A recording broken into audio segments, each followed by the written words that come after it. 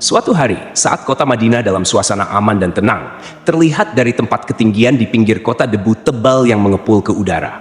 Debu itu semakin meninggi, bergumpal-gumpal hingga hampir menutup angkasa. Angin yang bertiup menyebat gumpalan debu dari butiran-butiran pasir Sahara yang lembut terbang menghampiri pintu-pintu rumah di Madinah dan berhembus dengan kuat di jalan-jalan. Orang-orang mengira ada badai yang menyapu dan menerbangkan pasir. Namun, kemudian dari balik tirai debu itu, mereka mendengar kabar tentang kedatangan kafilah besar yang panjang. Tak lama kemudian, 700 kendaraan yang syarat dengan muatannya memenuhi jalan-jalan dan mengguncang Madinah. Orang-orang saling memanggil dan mengajak sesamanya untuk menyaksikan keramaian ini, serta turut bergembira atas kedatangan harta dan rezeki yang dibawa kafilah itu. Ummul Mukminin Aisyah, ketika mendengar suara hiruk-pikuk kafilah yang bergerak maju itu, bertanya, apakah yang terjadi di kota Madinah? Ada yang menjawab, kafilah Abdurrahman bin Auf baru datang dari Syam membawa barang-barang dagangannya. Jadi, kafilah itu yang telah menyebabkan semua guncangan ini? Tanya Ummul Mukminin. Benar, wahai Ummul Mukminin. Jumlahnya 700 kendaraan. Ummul Mukminin menggeleng-gelengkan kepala.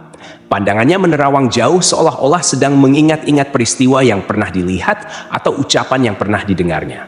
Kemudian ia berkata, aku pernah mendengar Rasulullah bersabda, aku melihat Abdurrahman bin Auf masuk surga dengan merangkak. Abdurrahman bin Auf akan masuk surga dengan merangkak? Mengapa ia tidak memasukinya dengan melompat atau berlari-lari kecil bersama angkatan pertama para sahabat Rasulullah? Sebagian sahabat menyampaikan cerita Aisyah kepadanya, maka ia pun teringat telah mendengarkan hadits ini dari Nabi lebih dari 1 kali dan dengan redaksi yang berbeda-beda. Sebelum tali-tali pengikat perniagaannya dilepas, Abdurrahman melangkahkan kakinya ke rumah Aisyah lalu berkata kepadanya, engkau telah mengingatkanku suatu hadits yang tidak pernah kulupakan. Maka saksikanlah bahwa kafilah ini dengan semua muatannya beserta kendaraan dan perlengkapannya aku persembahkan di jalan Allah Azza wa Jalla, tambahnya. Seluruh muatan 700 kendaraan itu dibagikan kepada semua penduduk Madinah dan sekitarnya sebagai perbuatan baik yang agung.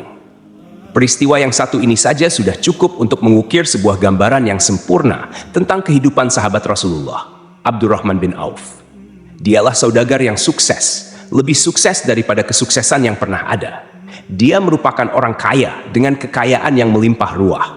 Dia adalah seorang mukmin bijaksana yang tidak ingin bagian dari keuntungan agamanya hilang begitu saja dan tidak sudi kekayaannya membuat dirinya tertinggal dari kafilah iman dan pahala surga. Untuk itu, ia mendermakan harta kekayaannya dengan kemurahan hati dan kesadaran nurani. Kapan dan bagaimana proses keislaman orang besar ini? Ia masuk Islam sejak fajar menyingsing. Ia telah memasukinya pada permulaan dakwah, yakni sebelum Rasulullah memasuki Darul Arkam dan menjadikannya sebagai tempat pertemuan dengan para sahabatnya yang beriman. Dia adalah salah seorang dari 8 orang yang lebih awal masuk Islam. Abu Bakar datang kepadanya menyampaikan Islam, termasuk kepada Utsman bin Affan, Az-Zubair bin Al-Awwam, Talhah bin Ubaidullah, dan Sa'ad bin Abu Waqqash.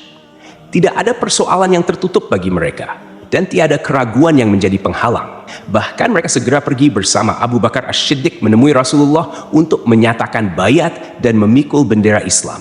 Sejak menganut Islam hingga berpulang ke rahmatullah pada usia 75 tahun, Abdurrahman bin Auf selalu menjadi teladan yang cemerlang sebagai seorang mukmin yang besar. Hal ini menyebabkan Nabi memasukkannya dalam 10 orang yang telah diberi kabar gembira sebagai ahli surga. Umar mengangkatnya sebagai anggota Majelis Syura yang terdiri dari 6 orang, yang merupakan calon khalifah yang akan dipilih sebagai penggantinya. Kala itu, Umar berpesan Rasulullah wafat dalam keadaan rida kepada mereka. Cepatnya Abdurrahman masuk Islam telah menyebabkan dirinya harus mengalami penganiayaan dan penindasan dari Quraisy. Ketika Nabi memerintahkan para sahabatnya hijrah ke Habasyah, Abdurrahman bin Auf pun ikut berhijrah. Ia kemudian kembali lagi ke Mekkah, lalu hijrah untuk kali kedua ke Habasyah, dan selanjutnya hijrah ke Madinah. Ia ikut bertempur di Perang Badar, Uhud, dan peperangan-peperangan lainnya. Keuntungannya dalam perniagaan sangat besar hingga mencapai batas yang membuat dirinya sendiri merasa takjub dan heran. Sehingga ia berkata, sungguh, aku melihat diriku ini, seandainya mengangkat batu, niscaya kutemukan emas dan perak di bawahnya. Perniagaan bagi Abdurrahman bin Auf bukanlah jenis perdagangan yang tercela maupun monopoli. Bahkan, ia sendiri bukanlah orang yang loba untuk mengumpulkan harta atas dorongan agar menjadi orang kaya. Bukan itu tujuannya, melainkan suatu amal dan kewajiban yang keberhasilannya akan menambah kedekatan jiwa kepada Allah dan berkorban di jalannya. Abdurrahman bin Auf seorang yang kuat emosi jiwanya, di mana ia menemukan kepuasan emosinya itu dalam amal yang mulia dimanapun berada. Apabila ia tidak sedang syalat di masjid dan tidak sedang berjihad dalam peperangan, ia pasti sedang mengurus perniagaannya yang berkembang pesat sehingga kafilah-kafilahnya dari Mesir dan Syria membawa ke Madinah barang-barang muatan yang dapat memenuhi kebutuhan seluruh jazirah Arab, baik pakaian maupun makanan. Yang menunjukkan bahwa ia seorang yang kuat emosi jiwanya adalah ketika kaum muslimin hijrah ke Madinah. Rasulullah pada waktu itu menerapkan aturan untuk mempersaudarakan dua orang sahabat. Salah seorang dari muhajirin warga Mekkah dan yang lain dari Ansyar penduduk Madinah. Persaudaraan ini berjalan dengan sempurna hingga membuat hati terpesona. Orang-orang Ansyar yang merupakan penduduk asli Madinah membagi seluruh kekayaan miliknya menjadi dua dengan saudaranya dari kalangan muhajirin. Bahkan istri pun direlakan. Apabila ia beristri dua, ia pun rela menceraikan satu untuk diperistri saudaranya. Ketika itu Rasul yang mulia mempersaudarakan antara Abdurrahman bin Auf dengan Sa'ad bin Rabi. Marilah kita dengarkan sahabat yang mulia, Anas bin Malik, mengisahkan kepada kita apa yang terjadi. Sa'ad berkata kepada Abdurrahman, "Saudaraku, aku adalah penduduk Madinah yang paling banyak harta. Silakan pilih separuh hartaku dan ambillah. Aku juga mempunyai dua istri. Perhatikan yang lebih menarik hatimu dan aku akan menceraikannya, sehingga engkau dapat memperistri dirinya." Abdurrahman bin Auf menjawab, "Semoga Allah memberkahi dirimu dalam istri dan hartamu. Tunjukkanlah letak pasar kepadaku." Abdurrahman pergi ke pasar. Ia berjual beli di sana dan mendapatkan keuntungan. Kehidupan Abdurrahman bin Auf di Madinah, baik semasa Rasulullah maupun sepeninggal beliau, selalu ditunaikan dengan sempurna untuk memenuhi hak din ini dan beramal di dunia. Perniagaannya sukses dan menguntungkan. Seperti diungkapkannya sendiri, bahwa seandainya ia mengangkat batu dari tempatnya, ia pasti mendapatkan emas dan perak di bawahnya. Salah satu faktor yang membuat perniagaannya berhasil dan mendapatkan berkah adalah karena ia sangat selektif untuk berniaga yang halal dan benar-benar menjauhkan diri dari segala bentuk jual beli yang haram, bahkan yang syubhat. Selain itu, faktor yang menambah kejayaan dan keberkahan Abdurrahman bin Auf adalah labanya yang bukan hanya untuk dirinya sendiri, melainkan di dalamnya terdapat bagian Allah yang ia penuhi dengan baik. Ia menggunakan hartanya untuk memperkokoh hubungan kekeluargaan dan mengeratkan tali persaudaraan, serta menyediakan perlengkapan yang diperlukan tentara Islam. Bila total perniagaan dan kekayaan lainnya ditambah keuntungan yang diperolehnya dihitung, jumlah kekayaan Abdurrahman bin Auf dapat diperkirakan dengan memperhatikan jumlah yang dibelanjakan di jalan Allah, Rabb semesta alam. Suatu hari ia mendengar Rasulullah bersabda, "Wahai Ibnu Auf, engkau termasuk golongan orang kaya dan engkau akan masuk surga dengan merangkak. Karena itu, pinjamkanlah kekayaan itu kepada Allah, agar Dia mempermudah langkahmu." Sejak mendengar nasihat Rasulullah ini dan menyediakan bagi Allah pinjaman yang baik, Allah justru semakin melipat gandakan kekayaannya hingga berlimpah. Suatu hari ia menjual tanah seharga 40.000 dinar. Kemudian uang itu dibagi-bagikan semua untuk keluarganya dari Bani Zuhrah, untuk para istri Nabi, dan untuk kaum muslimin yang miskin. Pada kesempatan lain, ia menyerahkan 500 ekor kuda untuk perlengkapan tentara Islam. Pada hari lain, ia menyerahkan 1.500 kendaraan.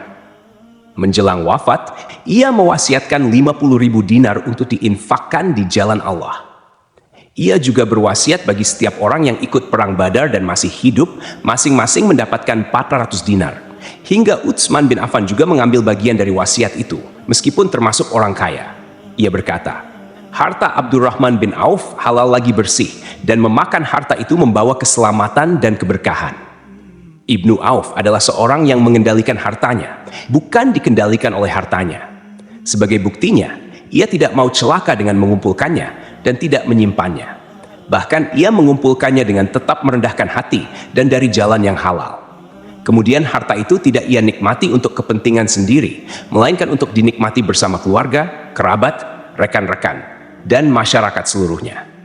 Karena begitu luas pemberian serta bantuannya, ada yang mengatakan seluruh penduduk Madinah berserikat dengan Abdurrahman bin Auf pada hartanya. Sepertiga dipinjamkannya kepada mereka, sepertiga lagi dipergunakannya untuk membayar utang-utang mereka, dan sepertiga sisanya dibagi-bagikannya kepada mereka. Harta kekayaan ini tidak akan pernah membuat keadaan dan kesenangan pada dirinya selama ia belum menemukan jalan untuk membela agama dan membantu rekan-rekannya. Adapun untuk selain itu, ia selalu merasa khawatir terhadap kekayaannya. Suatu hari dihidangkan kepadanya makanan untuk berbuka, karena waktu itu ia sedang berpuasa. Ketika pandangannya tertuju pada hidangan tersebut, selera makannya pun bangkit. Namun ia justru menangis sambil berkata, Mus'ab bin Umair telah gugur sebagai syahid, dan ia jauh lebih baik daripada aku. Ia hanya mendapat kafan selai kain, yang jika ditutupkan ke kepalanya, maka kelihatan kakinya, dan jika ditutupkan ke kakinya, terbuka kepalanya. Demikian pula Hamzah yang jauh lebih baik daripada aku. Ia pun gugur syahid, dan saat akan dikuburkan hanya mendapatkan sehelai selendang. Dunia telah dihamparkan kepada kami seluas-luasnya, dan hasil sebanyak-banyaknya telah diberikan kepada kami. Sungguh kami khawatir bila pahala kebaikan kami telah disegerakan balasannya di dunia. Pada peristiwa lain, sebagian sahabatnya berkumpul bersamanya menghadapi jamuan makan di rumahnya. Lihat Senin sebelum berpulang di hadapan mereka, Abdurrahman menangis sehingga rekan-rekannya bertanya, "Apa yang buat menangis? Wahai Abu Muhammad?" Abdurrahman bin Auf pun menjawab, "Rasulullah telah wafat dan semasa hidupnya beliau beserta keluarganya tidak pernah merasakan kenyang makan roti gandum. Apa harapan kita apabila dipanjangkan usia tetapi tidak menambah kebaikan bagi kita?" Demikianlah, kekayaannya yang melimpah itu sedikit pun tidak membangkitkan kesombongan dan takabur dalam dirinya. Bahkan orang-orang mengatakan tentang dirinya, seandainya seorang asing yang belum pernah mengenalnya kebetulan melihatnya sedang duduk bersama budak-budaknya, niscaya ia tidak bisa membedakannya di antara mereka. Namun, bila orang asing itu mengenal satu saja sisi jihad Ibnu Auf dan ujian yang dihadapinya, ia pasti langsung mengetahui siapa dia.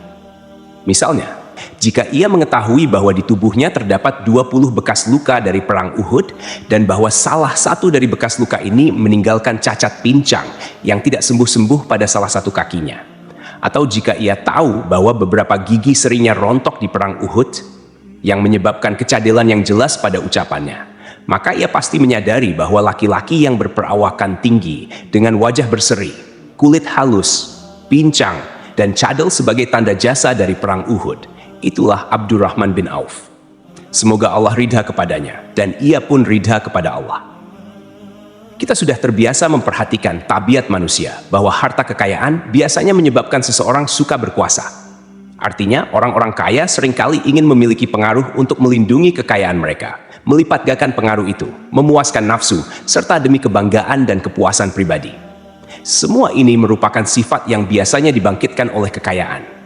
Namun, bila kita melihat Abdurrahman bin Auf dengan kekayaannya yang melimpah, kita akan menemukan manusia ajaib yang sanggup menguasai watak dasar manusia dalam hal ini dan melangkahinya menuju puncak ketinggian yang istimewa. Peristiwa ini terjadi ketika Umar bin Al-Khattab hendak berpisah dengan rohnya yang suci dan memilih 6 orang di antara para sahabat Rasulullah agar mereka memilih salah seorang di antara mereka untuk menjadi khalifah yang baru.